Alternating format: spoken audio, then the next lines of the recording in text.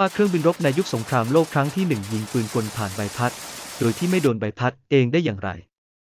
พวกเขาใช้ระบบที่เรียกว่า Synchronization Key หรือ Interlater Key ซึ่งเป็นนวัตกรรมสุดล้ำในยุคนั้นระบบนี้เชื่อมกลไกการยิงของปืนกลเข้ากับการหมุนของเครื่องยนต์เมื่อใบพัดหมุนถึงจังหวะที่ปลอดภัยระบบจะอนุญาตให้ปืนกลยิงกระสุนออกไปและจะหยุดยิงเมื่อใบพัดอยู่ในแนวกระสุนทำให้กระสุนไม่พุ่งไปโดนใบพัดที่กำลังหมุนอยู่ตรงหน้ามันคือการคำนวณที่แม่นยำระดับมิลลิวินาทีและเป็นจุดเปลี่ยนของการรบทางอากาศในประวัติ